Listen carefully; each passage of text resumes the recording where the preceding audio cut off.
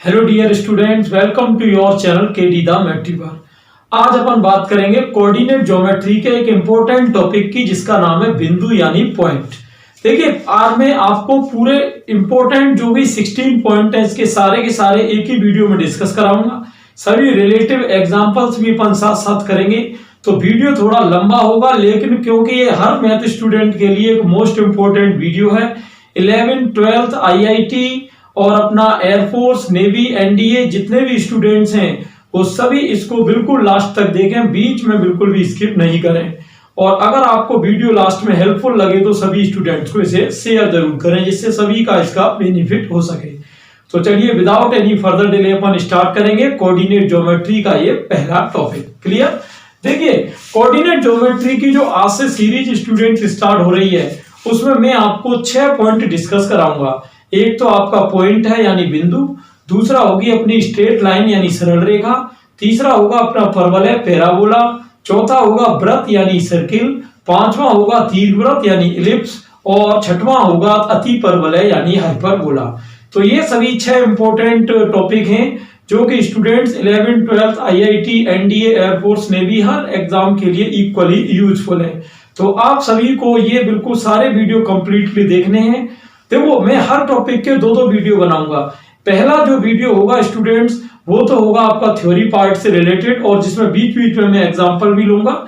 और लास्ट जो वीडियो होगा इसका पार्ट 2 यानी हर सेक्शन का पार्ट 2, उसमें मैं जो एयरफोर्स, नेवी, IIT में जो इनके प्रीवियस एग्जाम्स में क्वेश्चन आए हुए हैं उनको लेकर बात करूंगा। क्लियर? तो इस तरह से आपकी बेसिक कंसेप्ट यानी थ्योरी भी क्लियर हो जाएगी, और आप ये भी देख पाएंगे कि क्वेश्चन जो है वो एग्जाम्स में किस तरह के पूछे गए हैं। सबसे पहली चीज तो यही है कि बिंदु यानी पॉइंट होता क्या है। बिंदु यानी पॉइंट होता क्या है? देखिए, अगर हम ऐसे कोई भी सर्किल को इमेजिन करें जिसकी रेडियस 0 हो, तो उस वृत्त को कहते हैं बिंदु, यानी शून्य त्रिज्या वाले वृत्त को अपन क्या कहेंगे? बिंदु कहेंगे। क्लियर? कहने का मतलब कि बिंदु यानी पॉइंट एक ऐसा सर्किल है जिसकी रेडियस 0 है। क्लियर? यानी पॉइंट एक ऐसा सर्किल है जिसकी रेडियस 0 है। अब जैसा कि हम जानते हैं कि रेडियस 0 वाला सर्किल बनना इम्पॉसिबल है, तो कहने का मतलब उसी इम्पॉसिबल सर्किल को अपन क्या कहते हैं? पॉइंट। क्लियर? इस तरह से अब यहां पर बात करते हैं इससे आगे के पॉइंट का निरूपण कैसे करेंगे, और ये सबसे पहले लाइमलाइट में कब आया। तो 1637 में आपने 9th 10th में कोऑर्डिनेट ज्योमेट्री में पढ़ा होगा कि 1637 में रेनी डेस्कार्टे जो है एक मैथमेटिशियन थे। इन्होंने एक पद्धति शुरू करी थी जिसका नाम था कार्ती पद्धति यानी कार्टेशियन सिस्टम। तो उसकी स्टार्टिंग इन्होंने किसको लेकर करी? बिंदु को लेकर। क्लियर? बाद में और भी इसमें फर्दर टॉपिक आते चले गए। तो इन्होंने देखिए बिंदु का निरूपण यानी रिप्रेजेंटेशन ऑफ पॉइंट कैसे किया। जैसे कि इन्होंने क्या किया कि जैसे कोई दो वास्तविक संख्याएं हैं, मान लो कोई भी दो वास्तविक संख्याएं हैं x और y। क्लियर? उनका इन्होंने बनाया युग्म, और उस युग्म को पॉइंट यानी P नाम दे दिया, और ये दोनों रियल नंबर मिलके जो युग्म बना रहे हैं इस युग्म को कहते हैं निर्देशांक। निर्देशांक यानी निर्देशी अंक। क्लियर? यानी ऐसे अंक जो कोई निर्देश देते हो। अब ये किसके बारे में निर्देश देते हैं? देखिए, जिसमें x कोऑर्डिनेट जो है ये तो आपका कहलाता है भुज, जिसको कि हम कहते हैं एब्सेस। क्लियर? एब्सेस कहते हैं जिसको भुज, और दूसरा y होता है आपका ऑर्डिनेट, इसको कहते हैं अपन कोटि। क्लियर? इस तरह से। तो अब ये भुज और कोटि क्या होती हैं? देखिए, भुज और कोटि क्या होती हैं उसके बारे में मैं आपको बता दूं। जैसे मान लो ये आपका कोई कार्तीय तल यानी चतुर्थांश है। क्लियर? ये आपका है x एक्सिस और ये है y एक्सिस, और ये कोई पॉइंट है। तो अगर मान लो मैं इस पॉइंट से y और x अक्ष पे परपेंडिकुलर यानी लंब डालूं, यानी इस P से मैं x और y अक्षों पे लंब डालूं, तो जो x अक्ष पर डाला गया लंब है ये तो कहलाता है कोटि, इसे व्यक्त करते हैं y से, और जो y अक्ष पर डाला गया लंब है इसको कहते हैं भुज, और इसे व्यक्त करते हैं x से। क्लियर? और इस तरह से इस पॉइंट के कोऑर्डिनेट बन जाते हैं x, y।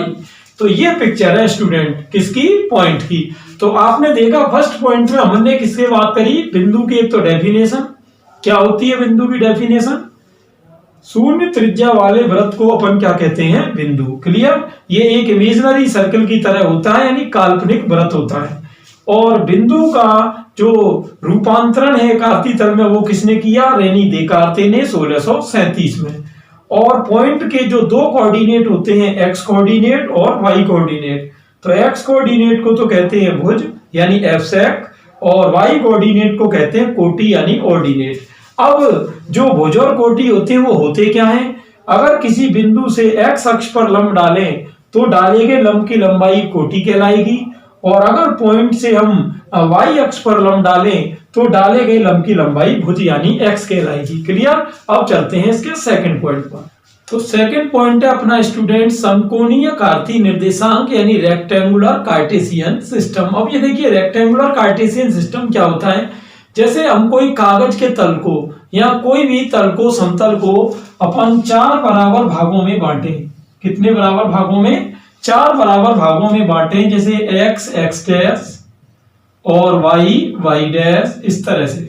तो जो एक्स एक्स डैश है जिसको आप एक्स एक्स डैश कह रहे हो यानी क्षैतिज रेखा कह रहे हो, इसको कहते हैं क्षैतिज अक्ष यानी हॉरिजॉन्टल एक्सिस। क्लियर, ये और एक आपका रहता है वाई वाई डैश, इसको हम कहते हैं ऊर्ध्वाधर एक्सिस, ऊर्ध्वाधर, उसको हम कहते हैं ऊर्ध्वाधर अक्ष यानी वर्टिकल एक्सिस। क्लियर, तो ये दोनों अक्ष जिस बिंदु पर काटते हैं उस बिंदु को कहते हैं ओ। ठीक है, और ये ओ होता है इसलिए क्योंकि इसको कहते हैं ओरिजिन यानी मूल बिंदु।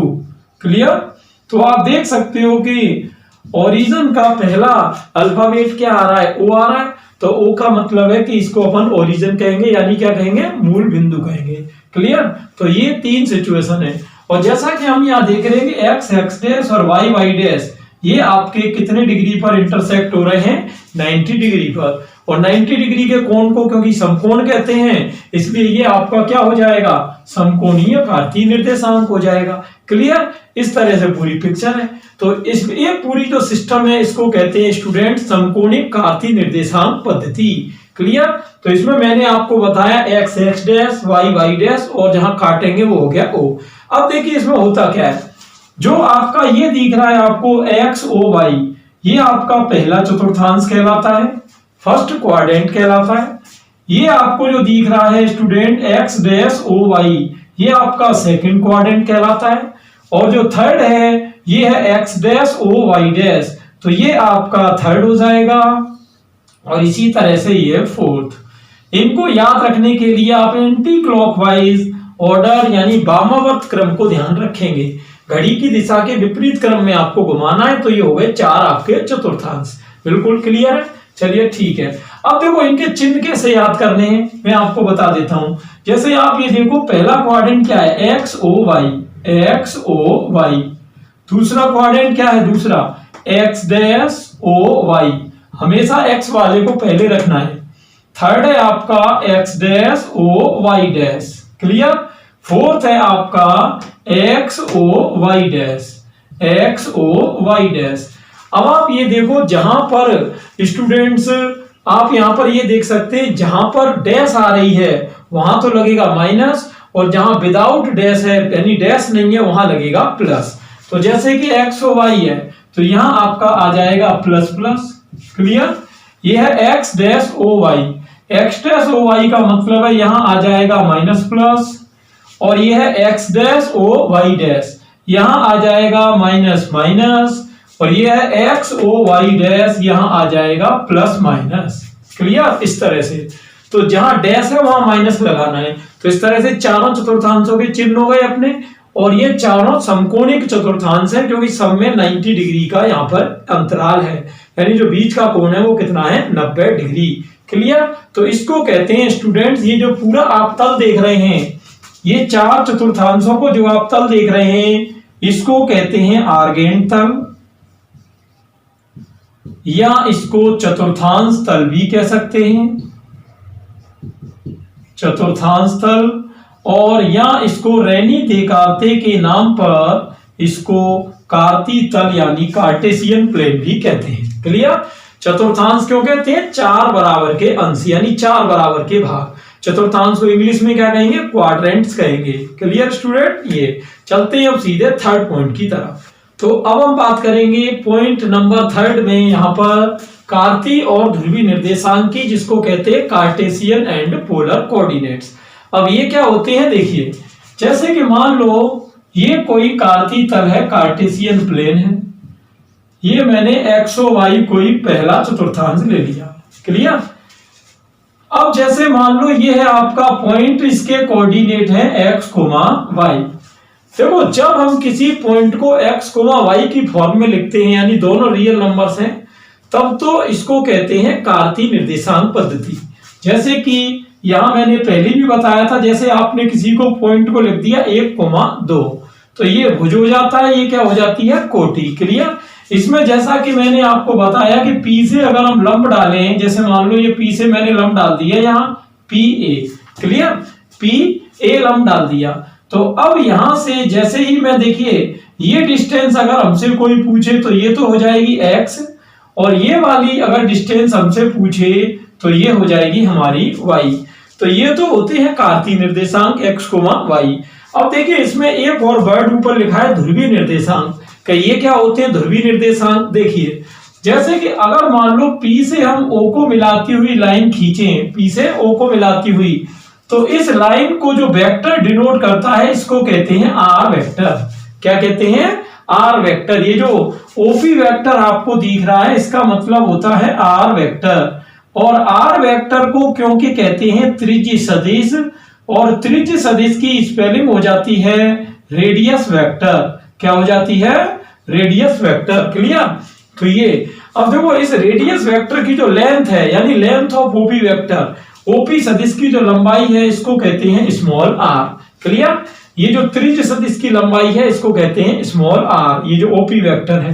क्लियर। चलिए ठीक है, ओ से पी तक की लंबाई कितनी हो गई? Small are. और एक्स अक्ष द्वारा जो यहाँ एंगल बनाया जाता है उसको कहते हैं थीटा। क्लियर। ये जो ओपी और ओए के बीच में जो एंगल बना है इसको कहते हैं थीटा, यानी एंगल आप देख सकते हो POA, ये हो गया आपका थीटा। क्लियर।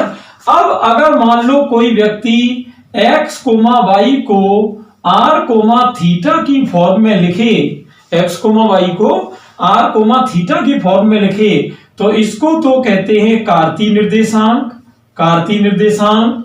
और इसको हम कहते हैं ध्रुवीय निर्देशांक, पोलर। यानी ये हो गए कार्टेशियन कोऑर्डिनेट्स यानी कार्तीय निर्देशांक, ये हो गए पोलर कोऑर्डिनेट्स यानी ध्रुवीय निर्देशांक। अब आप सोच रहे होंगे इनको मैं एक से दूसरे में कैसे चेंज करूंगा, चलिए उसकी बात कर लेते हैं, आपस में कैसे बदले जाएंगे। तो थोड़ा डायग्राम पर आप ध्यान दें। डायग्राम पर अगर हम ध्यान दें तो आपको दिख रहा होगा कि जो आर है, आप देखिए यहां एक समकोण त्रिभुज की मैं बात कर रहा हूं, समकोण त्रिभुज POA, समकोण त्रिभुज POA।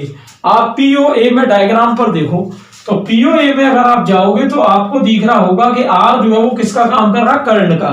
तो यानी पाइथागोरस से हम कह सकते हैं कि R की वैल्यू आ रही है √x² plus y², √x² plus y²। और अगर हम यहां पर इसी में थोड़ा ध्यान से देखना, अगर मैं इसी में tan थीटा आपसे पूछूं कि tan थीटा क्या होगा, तो tan थीटा आप बताओगे लंब बटे आधार यानी y बटे x। तो थीटा का मान हो जाएगा tan inverse y upon x। तो यहां देखिए हमेशा एक चीज ध्यान रखना कि r का मान पूछे तो √x² प्लस y² से बताना है, और थीटा का पूछे तो tan inverse y upon x से बताना है। क्लियर। यहां पर ये मॉड लगा देते हैं क्योंकि थीटा को मैंने अभी पहले चतुर्थांश में लिया है, तो थीटा यानी कोण होना चाहिए पॉजिटिव। अब यहाँ एक ट्रिक और है, देखिए अगर ये बिंदु P दूसरे चतुर्थांश में हो, जैसे पहले में है तब तो आप डायरेक्ट थीटा लेंगे, दूसरे चतुर्थांश में है तब आप उसको लेंगे पाई माइनस थीटा के हिसाब से, तीसरे को लेंगे माइनस पाई प्लस थीटा के हिसाब से, और चौथे को लेंगे माइनस थीटा के हिसाब से।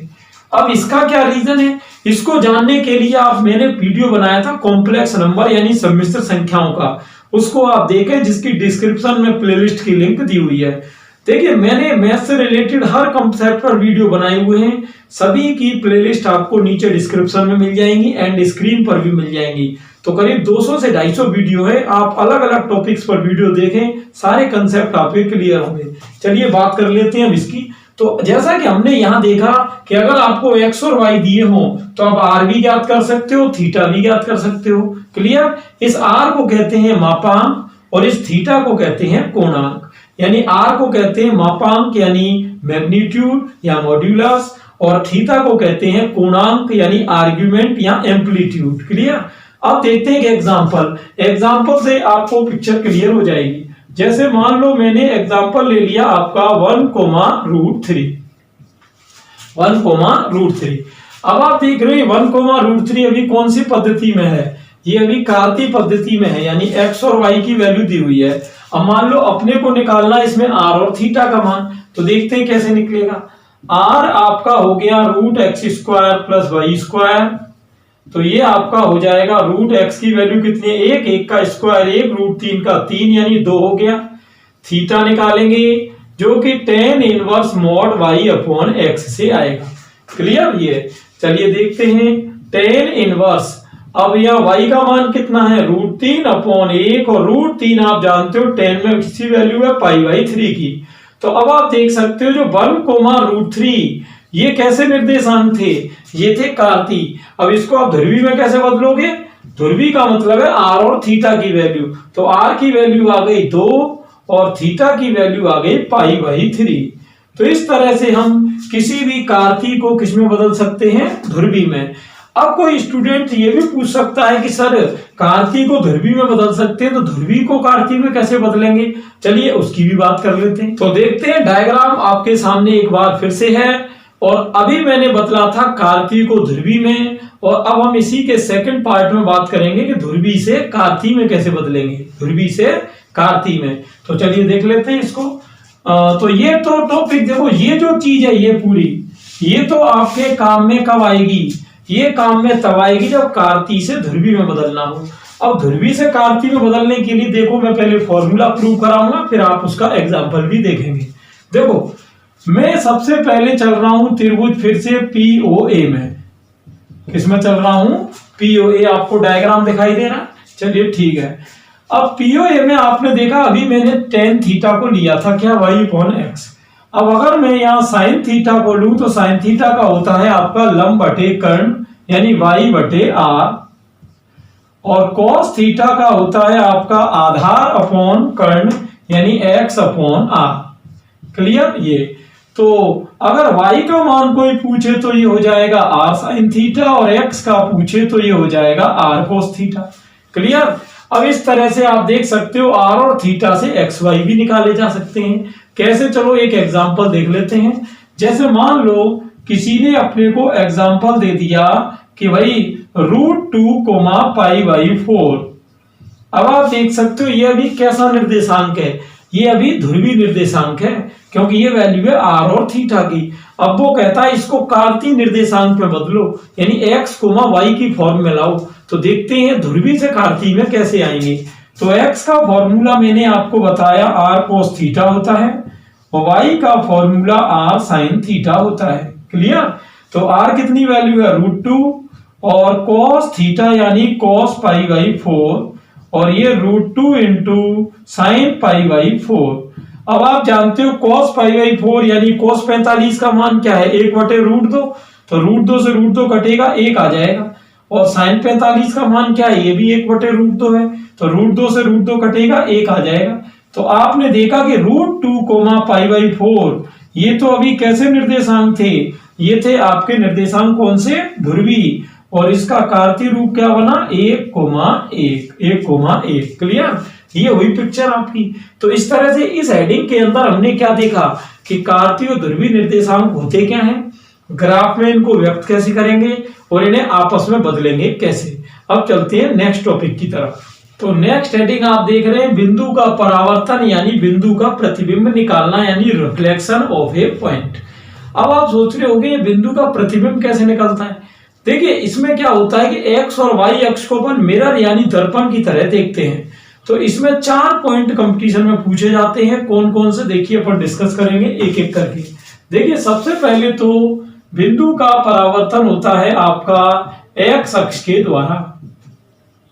एक तो आपका बिंदु का परावर्तन किसके द्वारा होता है? एक्स अक्ष के द्वारा। दूसरा आपके किसी बिंदु का परावर्तन हो सकता है वाई अक्ष के द्वारा। क्लियर? वाई अक्ष के द्वारा हो सकता है। तीसरा आपका किसी बिंदु का परावर्तन हो सकता है मूल बिंदु के द्वारा। मूल बिंदु के द्वारा यानी बाई ओरिजिन। और चौथा आपका पॉइंट होता है कि किसी बिंदु का जो परावर्तन है वो रेखा y बराबर x, इसको आइडेंटिकल लाइन कहते हैं यानी तत्समक रेखा, इसके द्वारा भी हो सकता है। रेखा y इक्वल x के द्वारा परावर्तन। तो इस तरह से आप देख सकते हैं कि ये आपके 4 पॉइंट है। अब जैसा भी क्वेश्चन में दिया हो उसी के अकॉर्डिंग अपने को करना है। तो देखते हैं, सबसे पहले बात किसकी करेंगे? एक्स अक्ष के द्वारा परावर्तन की। कि किसी बिंदु का एक्स अक्ष के द्वारा परावर्तन कैसे होगा। देखो जैसे कि मान लो अपन ने बताया था कि कोऑर्डिनेट जो होते हैं वो हमेशा एक्स कोमा वाई की फॉर्म में रहते हैं। क्लियर? जैसे कि मान लो ये आपका एक्स एक्सिस है और ये आपका पॉइंट है एक्स कोमा वाई। तो परावर्तन यानी प्रतिबिंब का मतलब है कि दर्पण जो है वो यहां रखा हुआ है। तो आपने फिजिक्स में पढ़ा होगा कि जो दर्पण होता है उसके दूसरी ओर प्रतिबिंब बनता है, आभासी प्रतिबिंब, और उसकी डिस्टेंस भी वही रहती है। अब जैसे मान लो ये अगर y है डिस्टेंस, तो नीचे जो बनेगा वो y पर ही बनेगा, लेकिन क्योंकि ये नीचे की तरफ है नेगेटिव है इसलिए इसको -y कहेंगे। क्लियर? दर्पण के पीछे की डिस्टेंस को किस में लेते हैं? माइनस में लेते हैं। तो यहां पर अपन अगर p डैश ले लें, इसके प्रतिबिंब को अगर मैं p डैश मान लूं, तो आप देख रहे हो x तो पॉजिटिव होगा वही है, और ये आपका हो जाएगा x कोमा -y। तो यानी अगर x कोमा y दे रखा है तो उसका प्रतिबिंब क्या होगा? x comma -y। जैसे मान लो किसी कंपटीशन में आपसे पूछ लिया कि भाई कोई पॉइंट है 4,5, तो इसका x अक्ष के सापेक्ष प्रतिबिंब क्या होगा? x अक्ष के सापेक्ष प्रतिबिंब क्या होगा? तो आप वहां इजीली बता सकते हैं कि x अक्ष के सापेक्ष प्रतिबिंब हो जाएगा 4,-5। क्लियर? यानी x अक्ष के सापेक्ष प्रतिबिंब में बस क्या करना है? जो y कोऑर्डिनेट है उसका चिन्ह बदलना है। बिल्कुल सिंपल काम है। क्लियर? इस तरह से। अब दूसरा है y अक्ष के द्वारा प्रतिबिंब। देखिए y अक्ष के द्वारा प्रतिबिंब में क्या होता है, जैसे कि मान लो ये आपका y एक्सिस है। क्लियर? ये कोई पॉइंट है आपका x, y। अब जब आप y अक्ष के सापेक्ष प्रतिबिंब ज्ञात करते हो तो p डैश इधर आएगा। तो इसमें होता क्या है, केवल x कोऑर्डिनेट का साइन चेंज होता है, y कोऑर्डिनेट वो का वही रहता है। मान लो जैसे किसी ने एग्जांपल ले लिया कि भाई मेरे पास कोई पॉइंट है -4,3। क्लियर? अब वो कहता है y अक्ष के द्वारा परावर्तन करने पर प्रतिबिंब क्या होगा? y अक्ष के द्वारा परावर्तन करने पर प्रतिबिंब क्या होगा? तो देखते हैं इसकी इमेज क्या बनेगी। तो इसकी इमेज बन जाएगी 4,3। यानी केवल किसका चिन्ह बदलना है? x का चिन्ह बदलना है। तो एग्जाम में ये ध्यान देना कि वो कौन सा अक्ष दे रहा है। अब कई बार वो क्या होता है कि अक्षों के सापेक्ष परावर्तन नहीं करता, वो करता है मूल बिंदु के सापेक्ष। तब अपने को कैसे करना है? देखो मूल बिंदु के सापेक्ष तब कैसे करना है, जैसे कि ये मान लो ओरिजिन है और जो दर्पण है वो O पर रखा हुआ है। तो अगर मान लो कोई पॉइंट इधर x, y है, तो इसका जो प्रतिबिंब होगा उसमें दोनों के ही चिन्ह बदल जाएंगे। यानी -x -y हो जाएगा, माइनस का है तो प्लस का हो जाएगा। जैसे कि एग्जांपल मान लो किसी ने कह दिया -4,3 कि इसका O के सापेक्ष यानी मूल बिंदु के सापेक्ष प्रतिबिंब क्या होगा। तो भाई इसमें क्या x और y दोनों के ही चिन्ह बदल दो, 4,-3। तो क्या क्या समझे आप लोग? x अक्ष के द्वारा पूछे तो y वाले का चिन्ह बदलना है, y अक्ष के द्वारा पूछे तो x वाले का चिन्ह बदलना है, और मूल बिंदु के द्वारा पूछे तो x y दोनों का चिन्ह बदलना है। अब क्या कह रहा है? y बराबर x के द्वारा परावर्तन करने पर स्थिति क्या बनेगी? किसके द्वारा? y बराबर x के द्वारा। देखिए y बराबर x क्या होता है, देखिए जैसे मान लो ये आपका x और y एक्सिस है। अब ऐसी रेखा जिसके पास कांस्टेंट नहीं होता वो हमेशा मूल बिंदु से होकर जाती है, तो y बराबर x भी कहां से जाएगी? मूल बिंदु से होकर। इस लाइन को जो y बराबर x लाइन होती है इसको कहते हैं तस्मक रेखा। क्या कहते हैं? तस्मक रेखा या आइडेंटिकल लाइन। आइडेंटिकल लाइन कहते हैं इसको। क्लियर? इस तरह से। अब इसके सापेक्ष परावर्तन का मतलब क्या होता है? देखो, जैसे मान लो यहां पर कोई पॉइंट है x, y। क्लियर? अब इसके सापेक्ष परावर्तन का मतलब है कि प्रतिबिंब इस लाइन के दूसरी तरफ बनेगा। तो प्रतिबिंब दूसरी तरफ बनेगा यानी P डैश। तो ये आपका हो जाता है माइनस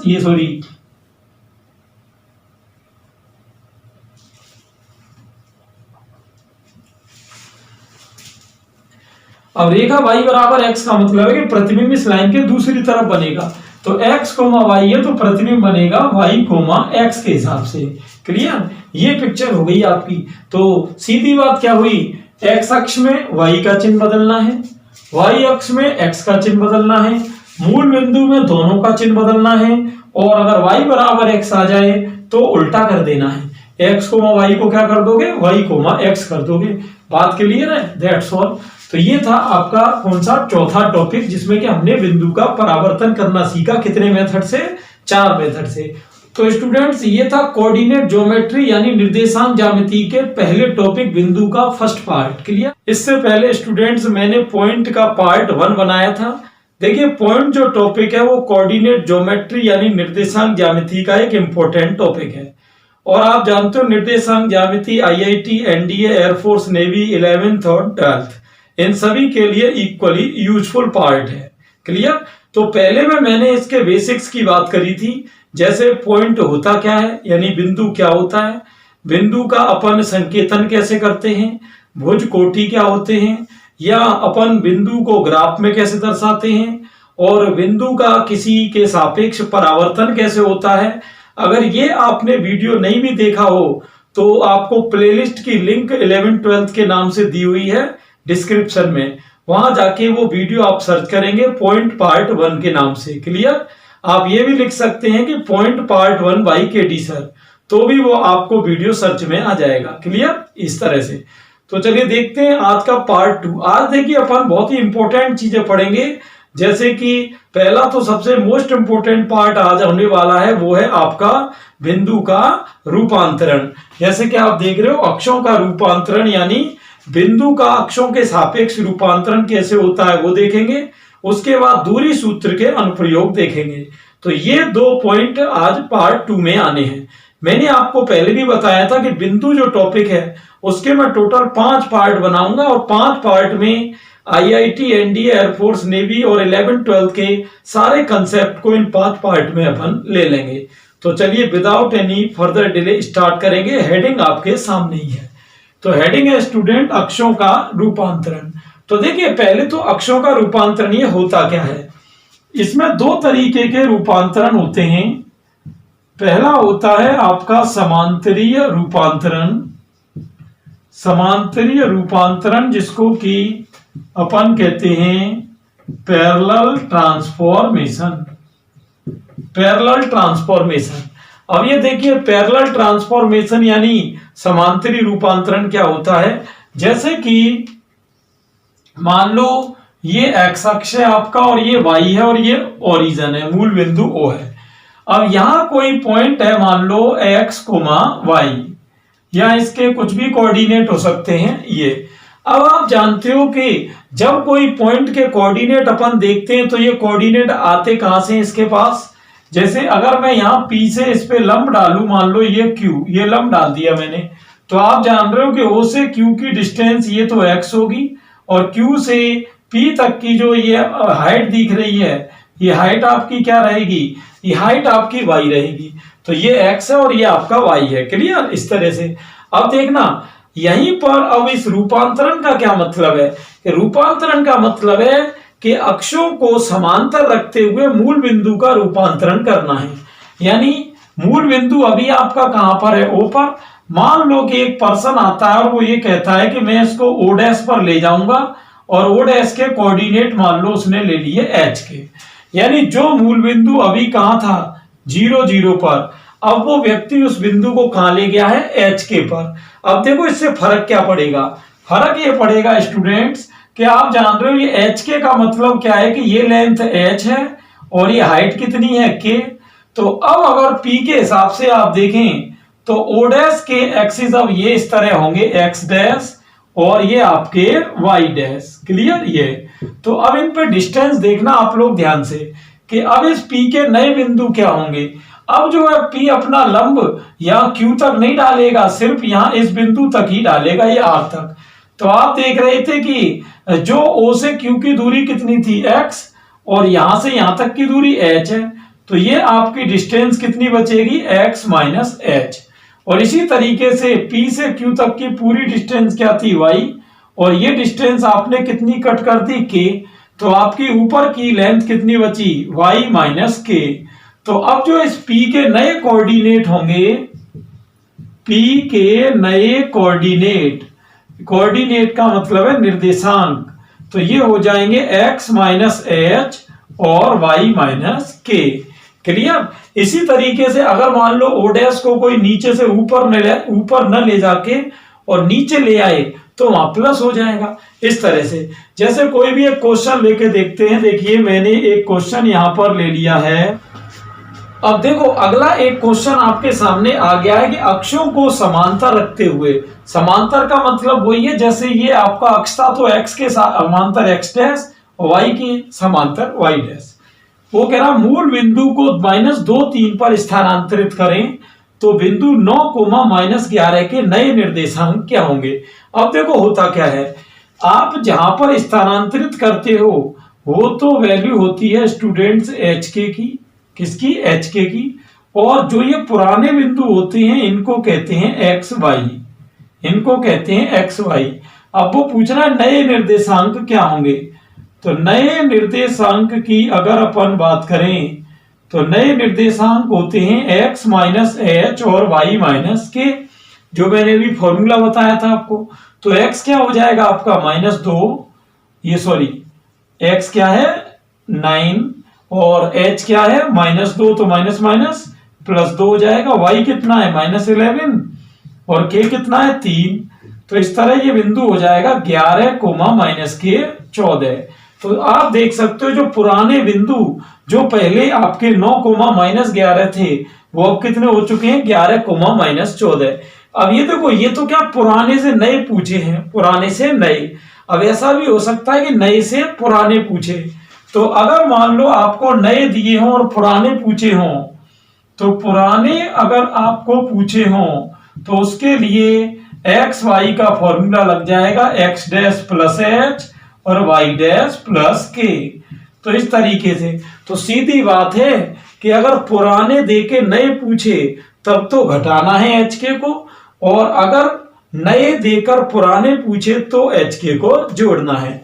तो इसको कहते हैं समांतरी रूपांतरण। समांतरी रूपांतरण में क्या बताया मैंने कि अक्षों को तो रखेंगे समांतर और मूल बिंदु का स्थानांतरण करेंगे। अब अपन एक ऐसा रूपांतरण देखेंगे जिसमें कि मूल बिंदु अपनी जगह पर ही रहेगा, केवल अक्षों को रोटेट करना है, यानी अक्षों को घूर्णन कराना है। कैसे, ध्यान देना थोड़ा। तो अब स्टूडेंट अपन सेकंड देखेंगे रोटेशनल ट्रांसफॉर्मेशन यानी घूर्णन रूपांतरण। पिछली बार अपन ने क्या था कि मूल बिंदु को एक जगह से उठा के दूसरी जगह ले गए थे, लेकिन आज अपन मूल बिंदु को तो रखेंगे वहीं और अब अपन केवल अक्षों को घुमाएंगे। कैसे, देखो जैसे कि आपकी ओरिजिनल पोजीशन ये है, ये x है, ये y है और ये o है। क्लियर, ये ओरिजिनल पोजीशन है और आपका जो बिंदु है उसके कोऑर्डिनेट मान लो x, y है, ये पुराने कोऑर्डिनेट है। आपने क्या किया, अब ये जो x एक्सिस है इसको एंटी क्लॉकवाइज डायरेक्शन में यानी घड़ी की विपरीत दिशा में आप इस तरह ले गए और ये पोजीशन आपने यहाँ पर ये x डैश की एक नई बना दी, यानी x ने एक नई पोजीशन पकड़ ली है अब x डैश पर। तो आप जानते हो कि x और y हमेशा 90 डिग्री पर चलते हैं। तो सीधी बात है जब आप x को यहाँ x डैश थीटा एंगल पे रोटेट कराओगे तो x तो y भी वहां नहीं रहने वाला, y भी अपनी ओरिजिनल पोजीशन से कितना रोटेट हो जाएगा, वो भी कितना रोटेट हो जाएगा, ये भी आपका थीटा एंगल पर रोटेट हो जाएगा, है ना। रोटेट का मतलब है घूर्णन, घूम जाएगा इस तरह से। तो अब आप देख रहे हो कि एक्स डैश और वाई डैश एक नई पोजीशन बना ली इन्होंने, यानी हम देख रहे हैं मूल बिंदु वहीं पर है, लेकिन एक्स और वाई ने घूर्णन करके एक नई पोजीशन तैयार कर ली है।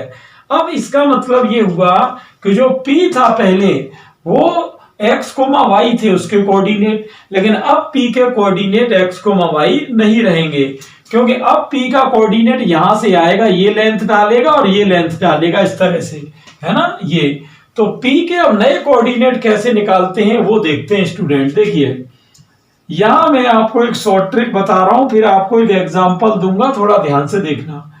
देखो कभी भी आपको नए से पुराने या पुराने से नए पूछे हो तो आप इस टेबल पर ध्यान देना। ये टेबल क्या है, देखो इसमें नए बिंदुओं को तो मैं नीचे लिख रहा हूं एक्स डैश वाई डैश, और जो पुराने हैं ओल्ड हैं पुराने को मैं इधर लिख रहा हूं एक्स वाई इधर। क्लियर। अब इसमें एक टेबल होती है कि cos theta sine theta and minus sine theta and cos theta. Clear. इस तरह से तो आपको अब देखो फॉर्मूला कैसे बनाना है। मान लो आपको पूछा किसी ने कि मुझे एक्स और वाई दे रखा है, यानी पुराना दे रखा है, और एक्स डैश वाई डैश यानी नया पूछा है, तो इसी टेबल से फॉर्मूला बनेगा। एक्स डैश और वाई डैश का देखिए क्या बन जाएगा, एक्स डैश और वाई डैश का, एक्स डैश का बन जाएगा एक्स कोस थीटा, क्लियर, और प्लस वाई साइन थीटा, ये हो गया। और वाई डैश का कैसे बनेगा, वाई डैश का इस तरह बन जाना है minus X sine theta plus Y cos theta. तो ये हो गया, आप देख रहे हो पुराने से नया। अब अगर मान लो नए आपको दे रखे हैं और पुराने पूछे हैं तो वो एक्स वाई की वैल्यू देखते हैं। ये तो कब लगाना है, जब नए पूछे हो, है ना, एक्स डैश वाई डैश। लेकिन अगर पुराने पूछे हो तो आपको एक्स वाई लगाना है। ठीक। नए पुराने का मतलब तो समझ ही रहे हो ना, नए का मतलब है परिवर्तन के बाद और पुराने का मतलब परिवर्तन से पहले के निर्देशांक। चलिए एक्स वाई, तो एक्स वाई देखना कैसे निकलेगा। एक्स वाई का एक्स का मतलब है यूं इस तरह देखना है, और ये एक्स डैश वाई डैश इसमें चिपका देना है आपको। तो एक्स का मान क्या हो जाएगा, X dash cos theta minus Y dash sine theta, और वाई के लिए आप क्या करेंगे, वाई के लिए इसको चिपका देंगे यहाँ पर x dash sine theta plus ये हो जाएगा वाई डैश कोस थीटा। इस तरीके से पूरी पिक्चर चलेगी। अब क्वेश्चन कैसे करना है वो थोड़ा ध्यान से देखते हैं। ठीक है, एक क्वेश्चन ले लेते हैं। नेक्स्ट क्वेश्चन देखते हैं। क्वेश्चन लिया है मैंने, यहां ये कह रहा है यदि मूल बिंदु को बिना बदले, यानी मूल बिंदु वहीं के वहीं पर रहे, निर्देशीय अक्षों को 60 डिग्री पर घुमाया जाए। अब देखो ये वही बात कह रहा है जो मैं आपसे बोल रहा था कंसेप्ट में, यानी मैंने यहाँ थीटा एंगल पे घुमाया था और वो कह रहा है मैं 60 डिग्री पे घुमा रहा हूं। तो वो कह रहा है 1,2 के नए निर्देशांक क्या होंगे। क्लियर, यानी ये जो 1,2 पॉइंट है उसके नए। तो अब देखो करना क्या है, जैसे ये टेबल आपको दिख रही है, आप ये देखो इसमें पुराने निर्देशांक क्या है, ये देखना सारे क्वेश्चन में इस टेबल से ही कर दूंगा, बिल्कुल शॉर्ट ट्रिक है। आप ये देखो कि आप कितने कोण पर घुमा रहे हो, 60 डिग्री पे। तो पहले तो ये थीटा हटा के और इसकी जगह स्टूडेंट आप क्या लिख दो, 60 डिग्री। देखो इसके लिए कोई फॉर्मूला रटने की जरूरत नहीं है, टेबल से ही आंसर आएगा। पुराने बिंदु कितने थे, 1,2, तो पुराने बिंदु की जगह यहाँ 1, 2 लिख दो। अब आपको निकालना है एक्स डैश और वाई डैश। तो देखो टेबल से कैसे, एक्स डैश देखते हैं, एक्स डैश, एक्स डैश के लिए आप ये वाली लाइन यूं चलेगी यूं, तो 1 cos 60 प्लस 2 sin 60, ऐसे ये लाइन चलनी है और ये साथ में चिपका दो। ऐसे ही वाई डैश का कैसे लेंगे, वाई डैश में ये वाली लाइन चलेगी और ये 1 और 2 साथ में लगा दो, तो 1 sin 60, 1 into sine 60 plus 2 into cos 60। तो यहां देखना x डैश बराबर 1 इंटू cos 60 हो गया 1/2 और sin 60 हो गया √3/2। 2 से 2 कैंसिल हो गया, यहां आपका बचा 1 का 1 में 1 प्लस √3, 1 प्लस √3, ये हो गई x डैश। अब y डैश देखते हैं, यहां पर y डैश, तो 1 का तो कोई मतलब है नहीं, sin 60 का मतलब √3/2 और cos 60 हो गया 1/2, 2 से 2 कैंसिल, तो यहाँ प्लस का तो बचा 1 और माइनस का आ गया यहाँ पर √3/2। तो आप देख सकते हो ये हो गई x डैश y डैश, यानी जो पुराने निर्देशांक थे 1,2 उनका नया रूप क्या आ गया 1 + √3 और 1 - √3/2। तो ये मैंने आपको 2 पॉइंट क्लियर करा दिए, एक तो समांतरी रूपांतरण और एक हो गया अपना घूर्णन रूपांतरण। Clear student? इस तरह से अब अपन चलते हैं यहाँ पर दूरी सूत्र की तरफ। तो नेक्स्ट अपनी हेडिंग है स्टूडेंट दूरी सूत्र यानी डिस्टेंस फॉर्मूला। आप जानते हो निर्देशांक ज्यामिति में दो बिंदु दिए होते हैं, उनके बीच की दूरी निकालनी होती है। अब जैसा कि मैंने बताया था कि बिंदु का संकेतन दो तरह से किया जाता है, कार्तीय पद्धति में और ध्रुवीय पद्धति में। तो दोनों के लिए दूरी के सूत्र अलग अलग है। देखिए कैसे। सबसे पहले चलिए मैं आपको कार्तीय की तरफ ले चलता हूं कि कार्तीय पद्धति में दूरी कैसे निकालेंगे, यानी कार्टेशियन सिस्टम में। देखो कार्टेशियन सिस्टम में क्या होता है, जैसे कि ये P बिंदु है, इसके निर्देशांक x1 y1 है और ये Q बिंदु है, ये मान लो x2 y2 है। अब इनके बीच की दूरी पूछी है d यानी डिस्टेंस। क्लियर? अब ये डिस्टेंस निकालने के लिए अपन करते क्या है, √x1 - x2 का whole square plus y1 - y2 का होल स्क्वायर। ये हो गई आपकी कार्तीय पद्धति। कैसे देखो कैसे निकालते हैं, मैं एक एग्जांपल बता दे रहा हूं। जैसे मान लो 2,3 और मान लो 0,5, इनके बीच की दूरी निकालनी है। तो सीधा फॉर्मूला d बराबर क्या कह रहा है, x1 - x2 का होल स्क्वायर। तो ये आगे वाले में से आगे वाला यानी 2 - 0 का होल स्क्वायर। अब क्या कह रहा है, y1 - y2 का होल स्क्वायर। तो ये y1 है और ये y2 है, यानी 3 - 5 का स्क्वायर। तो आप देख सकते हो कि 2 में से 0 जाएगा, क्या आएगा 2, 2 का स्क्वायर हो गया 4, 3 में से 5 गया -2 -2 का स्क्वायर 4, 4 और 4 हो गया 8, 8 को आप जानते हो 2√2 लिख सकते हो। ये स्टोरी है किसकी, कार्तीय पद्धति की। बिल्कुल आसान काम है ना। कभी कभी बिंदुओं की अक्षों से दूरी भी पूछ लेता है, तो वो आपको डायरेक्ट कर देनी है। इसमें 2 शॉर्ट ट्रिक समझ लो आप। देखिए, अगर किसी की बिंदु की x अक्ष से दूरी पूछी जाए, x अक्ष से दूरी, तो वो तो स्टूडेंट्स कोटि के बराबर होगी, यानी y कोऑर्डिनेट के बराबर होगी। जैसे देखो कोई कह रहा है कि भाई बिंदु 3,5 की x अक्ष से दूरी ज्ञात करो, x अक्ष से दूरी, तो वो कोटि के बराबर होगी। कोटि का होती है पीछे 5, y के मान के बराबर।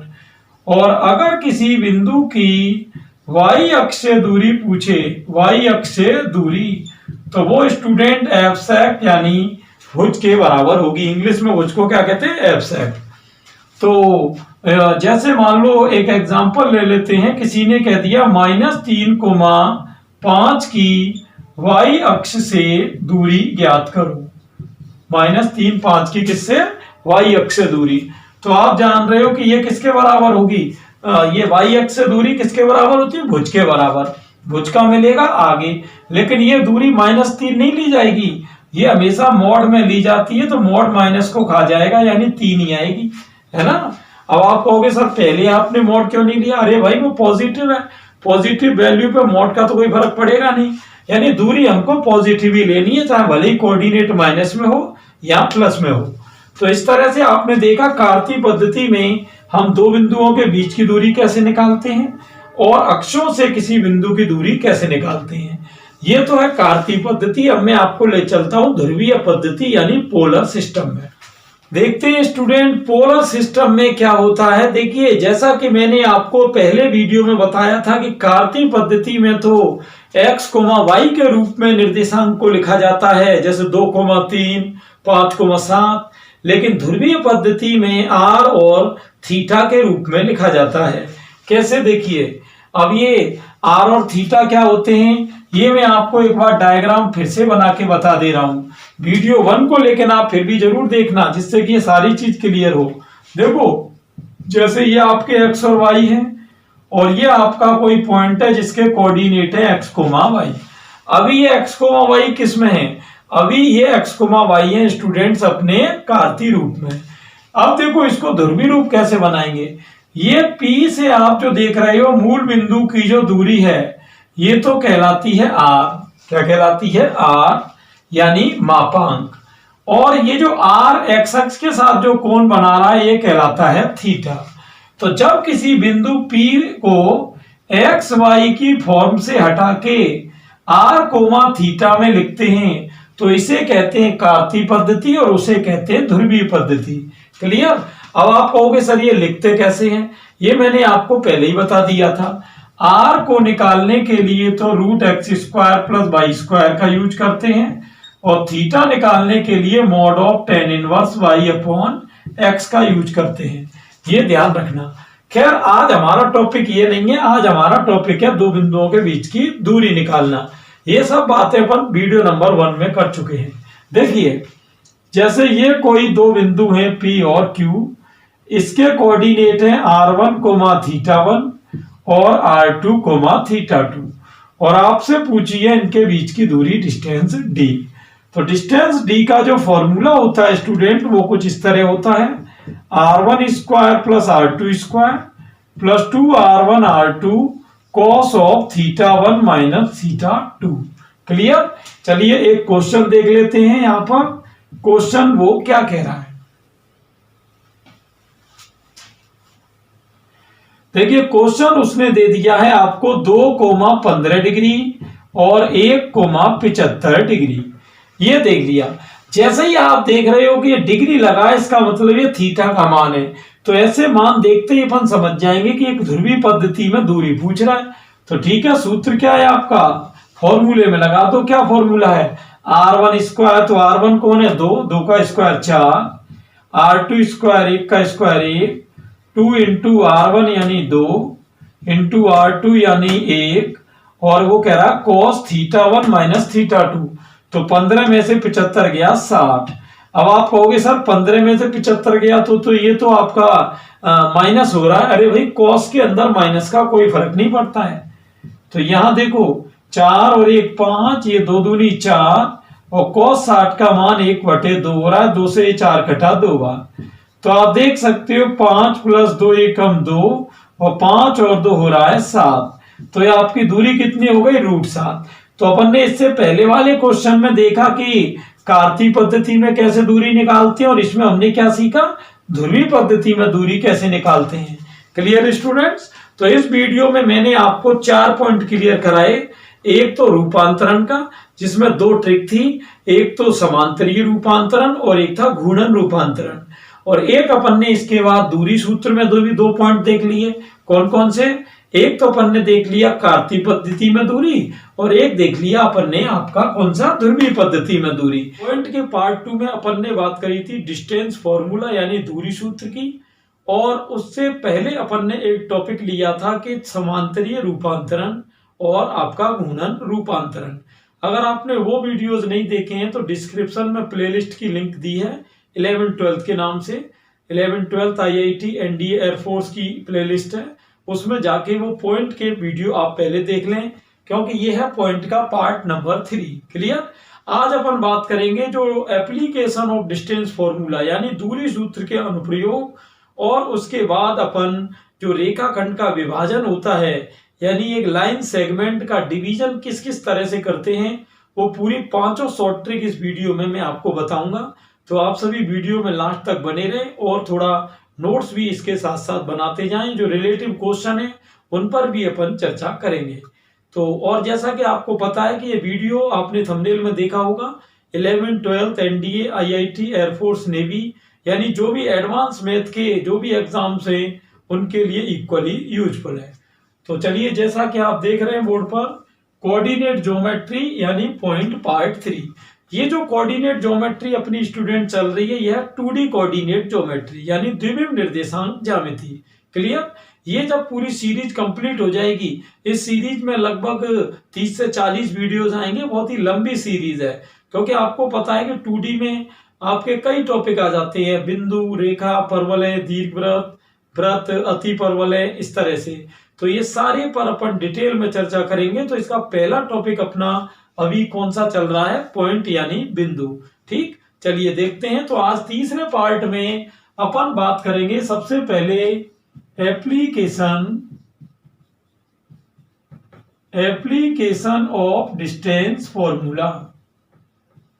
एप्लीकेशन ऑफ डिस्टेंस फॉर्मूला यानी दूरी सूत्र के अनुप्रयोग की। कि जब दूरी सूत्र यानी डिस्टेंस अपन निकालना सीख जाते हैं तो उसका यूज या क्या क्या कर सकते हैं अपन कोऑर्डिनेट में। देखिए सबसे पहला यूज तो इसका यही है आपका कि त्रिभुज का आप जो है इससे क्षेत्रफल निकाल सकते हैं। त्रिभुज का क्षेत्रफल यानी एरिया ऑफ ट्रायंगल निकाल सकते हैं। कैसे एरिया ऑफ ट्रायंगल कैसे निकाल सकते हैं? देखिए जैसे कि मान लो ये कोई आपको त्रिभुज एबीसी दे दिया। क्लियर? त्रिभुज एबीसी दे दिया। देखिए वैसे तो एरिया ऑफ ट्रायंगल के कई तरीके हैं लेकिन हम यहां सिर्फ बात कर रहे हैं दूरी सूत्र के हिसाब से। क्लियर? वैसे तो तुम्हें पता ही है कि भाई क्षेत्रफल के लिए आप सारणिक का भी यूज कर सकते हो, क्षेत्रफल के लिए अपना डायरेक्ट भी फॉर्मूला होता है, लेकिन अपन सिर्फ यहाँ दूरी सूत्र से ही निकालेंगे। तो जैसे मान लो ये आपको एबीसी कोऑर्डिनेट दिए हैं x1 y1 x2 y2 और ये आपका x3 y3। तो इस तरह ये 3 पॉइंट दे दिए आपको ए बी सी। ठीक है, अब करना क्या है, जैसे ये शीर्ष ए है तो इसके सामने वाली साइड को स्मॉल ए, बी के सामने वाली साइड को स्मॉल बी और सी के सामने वाली साइड को स्मॉल सी कहते हैं। और ये ए बी सी के मान निकलेंगे कैसे? वही दूरी सूत्र से निकलेंगे। दूरी सूत्र मैंने आपको बताया था, अगर किसी स्टूडेंट को नहीं भी पता है तो x1 माइनस x2 का whole square plus y1 minus y2 का होल स्क्वायर। अब इससे क्या होगा, आप तीनों दूरी निकाल लोगे। क्लियर? और फिर आपको करना यह है कि त्रिभुज के क्षेत्रफल के लिए एक फॉर्मूला होता है हीरोन फॉर्मूला। कौन सा? Heron formula. तो उसका पहले अर्ध परिमाप निकालेंगे यानी हाफ पैरामीटर एस। तो ये हो जाता है a plus B plus C upon 2। तीनों भुजाओं को जोड़ के आधा करना है, एस आ जाएगा। उसके बाद डेल्टा निकालेंगे अपन root s, s minus a, s minus b और ये आपका एस माइनस सी। और ये है हीरोन फॉर्मूला। और इससे इजीली अपन क्या कर सकते हैं, आराम से त्रिभुज का क्षेत्रफल निकाल सकते हैं। तो बिल्कुल ही आसान काम है, कोई खास चीज है नहीं। Clear student? सीए तो पहला प्रयोग तो क्या हो गया, त्रिभुज का क्षेत्रफल निकालना। और अगला देखते हैं, आप इसको खुद भी ट्राई कर सकते हैं। जैसे मान लो मैंने कोई बिंदु ले लिए 1,2, 0,5 और 7,8। अब इसका आंसर निकाल के आप मुझे कमेंट बॉक्स में बाद में बताना कि हाँ भी कितना आंसर आया। क्लियर? मैं आपको वेरीफाई उसमें जरूर करूंगा कि आपका क्या आउटलुक है। चलिए अब देखते हैं अपन इसका दूसरा प्रयोग क्या है। तो चलिए अब इसका दूसरा यूज देख लेते हैं अपन। दूसरा यूज है स्टूडेंट इसमें सररेख यानी कॉलिनियर सिद्ध करना। सररेख किसको कहते हैं? कॉलिनियर पॉइंट्स को। अब ये कॉलिनियर पॉइंट्स कौन होते हैं? भाई ऐसे बिंदु जिनमें कि एक ही रेखा में हो, जैसे एबीसी कोई एक ही लाइन पर हैं। जैसे मान लो ये कोई 3 पॉइंट है मान लो। क्लियर? ए बी और ये रहा आपका सी। अब इनके मान लो कोऑर्डिनेट दिए हुए, निर्देशांक दिए हुए x1 y1 x2 y2 और x3 y3। क्लियर? इस सिचुएशन में अब आपको इन्हें सररेख सिद्ध करना है। तो सररेख सिद्ध करने के भी स्टूडेंट्स कई तरीके होते हैं। जैसे कि आप इनको सारणिक में रख सकते हो, जैसे x1 y1 1, x2 y2 1 और x3 y3 1 इक्वल 0 आ जाना चाहिए। आप अगर ये नहीं करना चाहो तो y2 minus y1 upon x2 minus x1 equal y3 minus y2 upon x3 minus x2, इसमें भी कर सकते हो। ये है सारणिक विधि, ये है प्रवणता विधि यानी ढाल विधि, स्लोप मेथड। क्लियर? लेकिन हम इनमें से किसी का भी यहाँ यूज नहीं करेंगे क्योंकि हमारी बात चल रही है दूरी सूत्र के अनुप्रयोग की। तो अपन अपना जो मामला है वो पूरा किसके इर्द गिर्द घुमाएंगे? डिस्टेंस फॉर्मूला के। अब देखिए दूरी सूत्र से इन 3 बिंदुओं को सररेख या असररेख कैसे सिद्ध कर सकते हैं। देखो आप क्या करो, कोई सी 2 दूरियां देख लो, उसका योग तीसरी दूरी के बराबर आ जाना चाहिए। जैसे कि मान लो ए बी और बी सी आपने निकाली और उनको जोड़ दिया, और अगर उनका योग सी ए के बराबर आ रहा है या ए सी के बराबर आ रहा है तो फिर ये सिद्ध हो जाएगा कि ये तीनों बिंदु कैसे हैं? आपके सररेख हैं। क्लियर? अब जैसे जरूरी नहीं कि ए बी और बी सी का योग ही सी ए के बराबर आ जाए, कोई भी दो दूरियों का योग तीसरी के बराबर आ जाना चाहिए। चलिए एक एग्जाम्पल से मैं आपको समझाता हूं।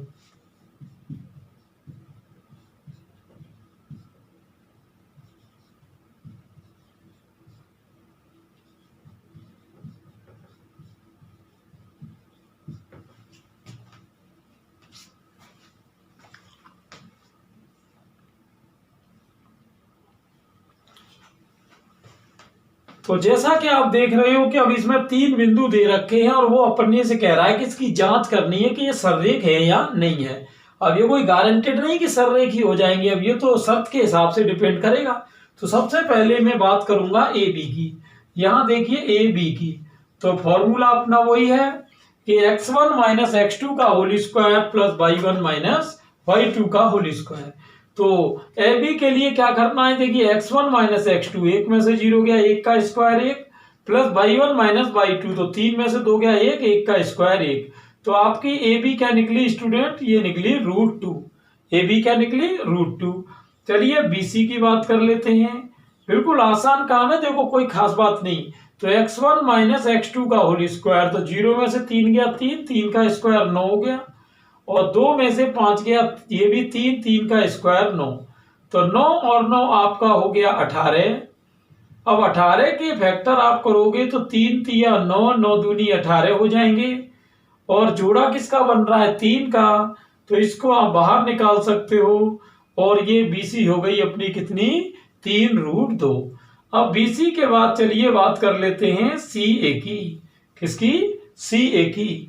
तो सी ए के लिए क्या करेंगे, अब देखो इसमें से कर लो, x1 माइनस x2 का होल स्क्वायर, तो तीन, तीन में से क्या, दो, दो का चार, प्लस 5 माइनस 3 यानी दो, दो का चार। आप देख सकते हो ये हो गया 8, 8 के फैक्टर होंगे 2 गुणा 2 गुणा 2, तो जोड़ा जिसका बन रहा है वो गई बाहर। अब देखो मैंने क्या बताया था, सररेख की शर्त क्या है कि कोई भी दो दूरी का योग तीसरी दूरी के बराबर आ जाना चाहिए। तो अब आप देखो यहाँ पर आप देख रहे हो ए बी कितनी आई है, 1√2, और सी ए कितनी आई है, 2√2। तो अगर आप देखें कि ए बी और जो सी ए है उसका टोटल किसके बराबर हो रहा है, बी सी के। कैसे, ए बी आ रही है 1√2, सी ए आ रही है 2√2, तो इसका टोटल किसके बराबर हो रहा है, बी सी यानी 3√2 के बराबर। तो अगर कोई सी भी दो दूरी का योग तीसरी दूरी के बराबर हो रहा है तो स्टूडेंट ये 100% इस बात का इंडिकेशन है कि ये कैसे बिंदु होंगे, सररेख बिंदु होंगे। क्लियर। तो इस तरह से कोई भी हम सररेख या असररेख की जांच कर सकते हैं। अब ज्यादातर देखो एयरफोर्स वगैरह में इसमें क्वेश्चन कैसे आते हैं, जैसे मान लो आपको तीन बिंदु दे रखे हैं, अब वो पहले से ही कह देगा कि ये सररेख हैं, लेकिन आपको मान लो यहां दे दिया कि लेमडा ज्ञात करो, तो कोई बात नहीं है, वो भी आप आसानी से ज्ञात कर सकते हो, चाहे सारणिक लगा देना, चाहे ये ढाल लगा देना, चाहे दूरी सूत्र लगा देना, है ना। ये दोनों विधि ज्यादा सरल है, लेकिन क्योंकि अपनी दूरी की बात चल रही इसलिए मैं पूरा फोकस दूरी पर इस समय कर रहा हूं। चलते हैं सीधे नेक्स्ट एप्लीकेशन। तो नेक्स्ट है स्टूडेंट अपना त्रिभुज पहचानना, यानी दूरी सूत्र से अपन त्रिभुज कैसे पहचान सकते हैं। चलिए वो एक बार अपन देखते हैं। यहाँ पर देखिए त्रिभुज, जैसा कि मान लो वो त्रिभुज जब भी पहचानने को कहेगा तो आपको देगा क्या, तो आपको पता ही है कि कोऑर्डिनेट ज्योमेट्री है, तो कोऑर्डिनेट तो दिए ही होंगे। जैसे कि आपको ए के कोऑर्डिनेट मान लो दिए हैं x1 y1, बी के कोऑर्डिनेट दिए हैं x2 y2, और सी के कोऑर्डिनेट दिए हैं x3 y3। ये आपको एबीसी दे रखे हैं। क्लियर, इस तरह से। तो अब यहाँ पर देखिए क्या है कि आपको इसमें त्रिभुज पहचानना है कि ये किस तरह का त्रिभुज है। तो आपको करना ये है कि आप इनको, ये तीन भुजाएं आप ज्ञात करेंगे, ए बी, बी सी और सी ए, इनको आप ज्ञात कर लेंगे। कि ज्ञात कैसे करना है, वही दूरी सूत्र से ज्ञात करना है। क्लियर, इस तरह। फिर अब देखिए इसमें तीन तरीके के त्रिभुज होते हैं। पहला है अपना समबाहु त्रिभुज, इसको कहते हैं इक्विलेटरल ट्रायंगल। इसके लिए क्या शर्त होती है कि आपकी जो तीनों साइड हैं ए बी, बी सी और सी ए, तीनों साइड स्टूडेंट्स बराबर आ जानी चाहिए। बिल्कुल आसान काम है। चलिए ठीक है। दूसरा होता है इसमें समद्विबाहु त्रिभुज। समद्विबाहु त्रिभुज को इंग्लिश में कहते हैं आइसोस्केलिस ट्रायंगल। अब आइसोस्केलिस या समद्विबाहु में क्या है स्टूडेंट, जैसे कि दो भुजाएं तो आनी चाहिए बराबर और तीसरी आनी चाहिए असमान। अब जरूरी नहीं कि कोई सी भी दो आ जाएं, जैसे ए बी और सी ए बराबर आ गई और बी सी अलग आ गई तो भी समद्विबाहु त्रिभुज हो जाएगा, तो कोई खास चीज नहीं है। तीसरा है हमारा कौन सा यहाँ पर, विषम बाहु त्रिभुज। तीसरा कौन सा है अपना, विषम बाहु त्रिभुज। विषम बाहु त्रिभुज में क्या होता है स्टूडेंट्स, जैसे आपकी तीन भुजाएं हैं ए बी बी सी और सी ए, तीन भुजाएं हैं आपकी, तो विषम बाहु में क्या है कि तीनों भुजाएं आपकी अलग अलग आनी चाहिए। जैसे ए बी का मान, बी सी का मान और सी ए का मान, ये तीनों ही अनइक्वल आ जाना चाहिए। तो क्या क्या देखा हमने, समबाहु में क्या है, तीनों भुजाओं की लंबाइयां बराबर। समद्विबाहु में क्या है, दो भुजाएं बराबर तीसरी अलग। और विषम बाहु में क्या है कि तीनों ही भुजाएं असमान, यानी तीनों की लंबाई अलग आएगी।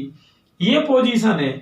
एक चौथा और आपका है यहां पर समकोण त्रिभुज। समकोण त्रिभुज की पहचान भी स्टूडेंट अपन इसी दूरी सूत्र से कर सकते हैं। देखो जब आप दूरी सूत्र निकालने जाओगे तो एक भुजा ऐसी होगी जिसकी लंबाई सबसे ज्यादा आएगी, ठीक है। जैसा मान लो अपन एक सपोज दैट मान के चल रहे कि जैसे आपने मान निकाला और ए बी का मान सबसे ज्यादा आ गया, तो होगा क्या स्टूडेंट कि जो सबसे बड़ी भुजा होगी जैसे ए बी है, तो उसका स्क्वायर जो होगा वो छोटी दोनों भुजाओं के वर्गों के योग के बराबर होगा, यानी A B square equal B C square plus C A square. तो ये आपका हो गया समकोण त्रिभुज। अब मान लो एक त्रिभुज और होता है आपका जिसको कहते हैं समद्विबाहु समकोण त्रिभुज। समद्विबाहु समकोण त्रिभुज कि इसकी जांच कैसे करनी है समद्विबाहु समकोण की। देखो समद्विबाहु समकोण का मतलब क्या होगा, isosceles and right triangle. Right triangle आप जानते हैं 90 डिग्री बनता है, समद्विबाहु में क्या होता है, दो भुजाएं समान होती हैं। तो समद्विबाहु समकोण त्रिभुज को अगर दूरी सूत्र से करना हो तो बिल्कुल आसान काम है।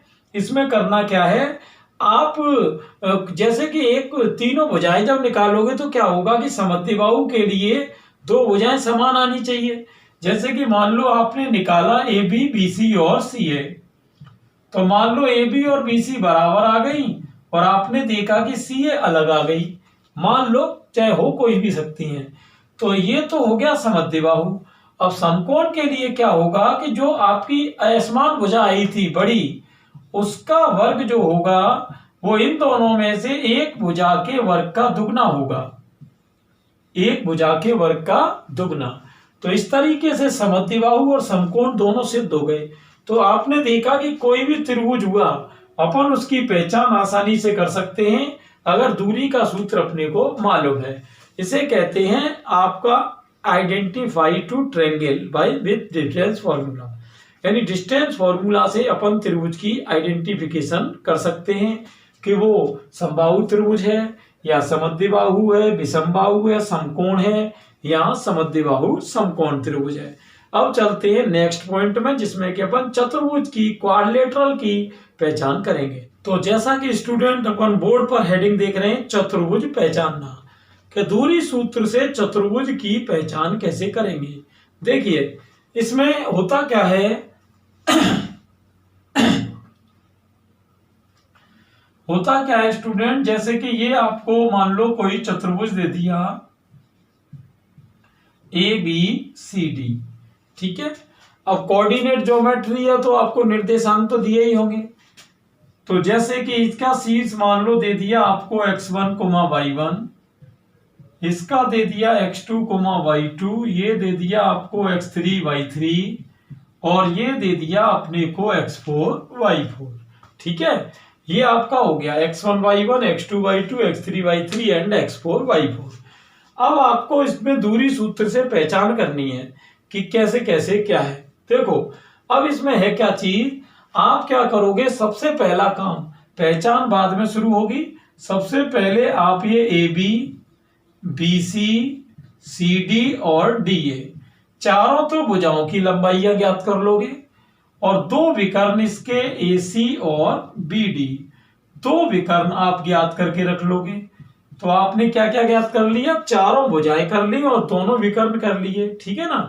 अब करना क्या है, चतुर्भुज की पहचान में देखिए, चतुर्भुज इसमें मेनली अगर एग्जाम में आएगा तो चार तरीके का आएगा। आयत यानी रेक्टेंगल, वर्ग यानी स्क्वायर, और आपका सम चतुर्भुज यानी सम चतुर्भुज कहते हैं किसको, रोम्बस को, और चौथा आपका आ सकता है समांतर चतुर्भुज। समांतर चतुर्भुज इसको इंग्लिश में कहते हैं पैरेललोग्राम, यानी rectangle, square, rhombus and parallelogram. अब इनकी पहचान कैसे होगी वो देख लेते हैं। आपने ये चीजें पहले ही ज्ञात करके रख ली हैं। किससे ज्ञात करी है, दूरी सूत्र से। तो चलिए देखते हैं आयत की क्या पहचान है। देखिए आयत में क्या होता है स्टूडेंट, के आमने सामने की भुजाएं बराबर होती हैं। जैसे ये ए बी किसके बराबर होगी, सी डी के, और आपकी बी सी किसके बराबर होगी, ए डी के, और आयत के जो दोनों विकर्ण होते हैं वो भी आपस में समान होते हैं। तो इसके विकर्ण कौन है, ए सी और बी डी, ये दोनों आपके समान हो गए। तो अब आप देख सकते हो आयत में क्या क्या चीजें हैं, आमने सामने की भुजाएं समान और विकर्ण भी समान। अब वर्ग की बात करेंगे। वर्ग में क्या स्टोरी है, देखिए वर्ग में क्या है स्टूडेंट की, A B, B C, C D और डी ए, ये तो चारों भुजाएं क्या नाम है अपने को बराबर लानी है। A B, B C, C D, D A, चारों भुजाएं बराबर लानी है, और जो दोनों विकर्ण थे ए सी और बी डी वो भी बराबर आ जाने चाहिए। इस तरह से अब बात करते हैं किसकी, सम चतुर्भुज यानी रोम्बस की। सम चतुर्भुज में देखिए क्या होता है स्टूडेंट्स, सम चतुर्भुज में कि आपको चारों भुजाएं तो बराबर लानी है। जैसे A B, B C, C D and D A, चारों भुजाएं बराबर लानी है, लेकिन जो दोनों विकर्ण होते हैं ए सी और बी डी ये बराबर नहीं लाने हैं। देखो वर्ग में और समचतुर्भुज में क्या अंतर है कि चारों भुजाएं इसमें भी समान है और इसमें भी समान है, लेकिन वर्ग के दोनों विकर्ण बराबर हैं, लेकिन समचतुर्भुज के दोनों विकर्ण अलग अलग हैं। बात करेंगे किसकी, समांतर चतुर्भुज की। समांतर चतुर्भुज में देखिए होता क्या है कि आपको आमने सामने की भुजाएं तो चाहिए बराबर। जैसे ए बी किसके बराबर चाहिए, सी डी के, और आपका BC किसके बराबर चाहिए, BC बराबर चाहिए किसके, AD के, और जो दोनों विकर्ण आपको दिख रहे हैं कौन कौन से, AC और BD, AC और BD ये आपके हो जाएंगे अनइक्वल। क्लियर, AC और BD हमको चाहिए असमान। ये हो गया आपका समांतर चतुर्भुज।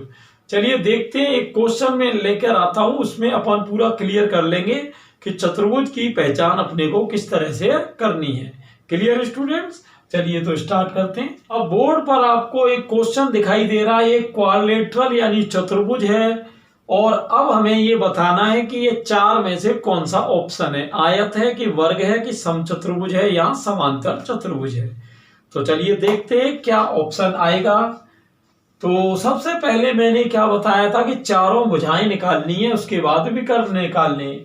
सबसे पहले ए बी, आप डायग्राम में से देखते जाना, एक एक लाइन में मैं इनको ज्ञात करूंगा, बिल्कुल सिंपल है। ए बी, देखो ए बी वही है x1 माइनस x2 का होल स्क्वायर। तो हमेशा ध्यान रखना जिसको लेते हैं उसमें आगे वाला तो यू का यूं ही आएगा, पीछे वाले का चिन्ह बदल के आएगा। बिल्कुल आसान ट्रिक है। कैसे, जैसे एक और पीछे वाले का चिन्ह बदल के, तो 3 प्लस का हो गया ऊपर होल स्क्वायर। अब लेना है y1 माइनस y2 का होल स्क्वायर, यानी 2 ऐसे का ऐसा ही, और पीछे वाले का चिन्ह बदल कर 1 का वर्ग। अब इसका मान निकाल देंगे, तो 3 और 1 4, 4 का वर्ग 16, 2 में से 1 गया, 1 का वर्ग 1, और आप देख सकते हो ये हो गया √17। तो आप देख रहे हो ए बी कितनी आ गई, √17। चलिए ए बी के बाद अब लेते हैं अपन किसको, बी सी को। अब बी और सी पे थोड़ा ध्यान लगाना, तो ये ध्यान रहे बी और सी जब अपन निकाल रहे बी सी, तो वो ये आगे वाला ऐसे का ऐसे ही, पीछे वाले का चिन्ह बदलना है। तो आगे वाला ऐसे का ऐसा ही और पीछे वाले का अपने को चिन्ह बदलना है, और प्लस यहां भी वही आगे वाला ऐसे का ऐसा ही और पीछे वाले का चिन्ह बदलना है। तो माइनस माइनस प्लस का 3 हो गया। तो यहां पर आपका 3 में से 2 गया, 1, 1 का स्क्वायर 1 आ गया, 3 और 1 4, 4 का वर्ग 16 और आपका रूट 17 हो गया। क्लियर? ये आपकी हो गई BC। चलिए अब चलते हैं अपन CD की तरफ। किसकी तरफ? CD की तरफ। ध्यान देना, बिल्कुल आसान काम है। देखो CD तो वही है, C ऐसे का ऐसा ही आएगा, D चिन्ह बदल के आएगा। कैसे? देखिए x1 माइनस x2 का होल स्क्वायर। तो x1 कौन है? -2 और माइनस x2 कौन है? 2 का होल स्क्वायर। अब है y1 माइनस y2, तो y1 क्या है? -3 और माइनस y2 तो ये -2 है, तो माइनस माइनस प्लस 2 हो जाएगा। तो आपका यहाँ पर हो जाएगा 2 - 2 4 का 16 हो गया, 3 में से 2 गया 1, ये आपका रूट 17 हो गया। अब तक तीनों साइड बराबर आ चुकी हैं। अब हम जा रहे हैं किसकी तरफ? DA की तरफ। किसकी तरफ स्टूडेंट्स? DA की तरफ। तो अब D और A को देखना ध्यान से, वही ट्रिक है, x1 माइनस x2 का होल स्क्वायर। तो x1 क्या है? 2 माइनस x2 कितना है? 1 का whole square plus y1 minus y2 का होल स्क्वायर। y1 क्या है? -2 और माइनस y2 कितना है? 2 का होल स्क्वायर। तो यहां देखते जाना अब यहाँ पर, तो वो ये 2 में से 1 गया 1, 1 का स्क्वायर 1 हो गया आपका, -2 और -2 हो गए -4 का वर्ग 16 और 16 और 1 हो गया 17। और ये इस तरह से आप देख सकते हो कि चारों भुजाओं की लंबाई बराबर आ चुकी है। इसका मतलब ये हुआ कि अब ये आकृति या तो वर्ग है या समचतुर्भुज है। अब इसका पता कैसे चलेगा? इसका पता चलेगा स्टूडेंट AC और BD इन विकर्णों को निकालने से। अगर इनके विकर्ण बराबर आ गए तो हो जाएगा वर्ग, और अगर विकर्ण आ गए अलग अलग तो हो जाएगा आपका समचतुर्भुज। तो चलो देखते हैं यहाँ पर। अब अपन ये दो यहाँ विकर्ण निकालने वाले हैं, एक तो AC और एक BD। तो सबसे पहले किसकी बात करेंगे? AC की। चलो AC को देख लेते हैं यहाँ पर। तो ये कह रहा है x1 माइनस x2 का होल स्क्वायर। तो x1 कितना है? 1 माइनस x2 -2, तो माइनस माइनस प्लस 2 का होल स्क्वायर। अब है y1 माइनस y2 का होल स्क्वायर। तो y1 क्या है? 2 माइनस y2 -3, तो माइनस माइनस प्लस 3 का होल स्क्वायर। चलिए अब यहाँ देख लेते हैं आगे सिचुएशन क्या है। 2 और 1 3, 3 का स्क्वायर 9 हो गया, और 3 और 2 5, 5 का स्क्वायर हो गया 25, और 25 और 9 हो गया 34। क्लियर? अब चलते हैं BD की तरफ। BD को गौर से देख लो, BD की लाइन को। तो वही है x1 माइनस x2 का होल स्क्वायर। तो x1 कितना है? -3 माइनस x2 यानी 2 का square plus y1 minus y2 का होल स्क्वायर। y1 क्या है? 1 माइनस y2 कितना है? -2, तो माइनस माइनस प्लस 2 का स्क्वायर। तो चलिए देख लेते हैं यहाँ पर क्या सिचुएशन है। 3 और 2 माइनस के हो गए 5, 5 का वर्ग हो गया 25, और ये 2 और 1 3 का स्क्वायर 9, और आप देख सकते हैं ये भी रूट 34। अब देखो इस पूरी पिक्चर को अगर अपन ऑब्जर्व करें तो वहां से एक चीज क्या निकल के आ रही है कि चारों भुजाएं आपस में बराबर हैं और दोनों विकर्ण भी बराबर हैं। जब चारों भुजाएं बराबर हों, दोनों विकर्ण बराबर हों, तो 100% अपन क्या लिखेंगे? हेंस इट इज स्क्वायर, यानी अतः यह आकृति एक वर्ग है। क्लियर? यानी ये डायग्राम किसको व्यक्त कर रहा है? एक वर्ग को व्यक्त कर रहा है। तो इस वीडियो में स्टूडेंट्स अब तक हमने दूरी सूत्र के अनुप्रयोग में किस किस की बात कर ली कि दूरी सूत्र की सहायता से अपन त्रिभुज का क्षेत्रफल ज्ञात कर सकते हैं, किन्हीं 3 बिंदुओं को सररेख सिद्ध कर सकते हैं, त्रिभुज की पहचान कर सकते हैं, और चौथा क्या था? अपन चतुर्भुज की भी पहचान कर सकते हैं। तो ये था स्टूडेंट्स अपना एक इम्पोर्टेंट वीडियो। नेक्स्ट वीडियो में चर्चा करूंगा मैं पॉइंट के पार्ट 4 में जो त्रिभुज के इंटीरियर और एक्सटीरियर पॉइंट्स होते हैं उनके बारे में, केंद्रक, अंतः केंद्र, बाह्य केंद्र और परिकेंद्र, और आपका जो है लास्ट का लंब केंद्र। तो ये पांचों की डिटेल चर्चा होगी नेक्स्ट वीडियो में। तो आप सभी चैनल में लास्ट तक बने रहें। आई होप ये वीडियो आप सभी के लिए हेल्पफुल रहा होगा। तो ज्यादा से ज्यादा स्टूडेंट्स को शेयर करें। Thanks for watching.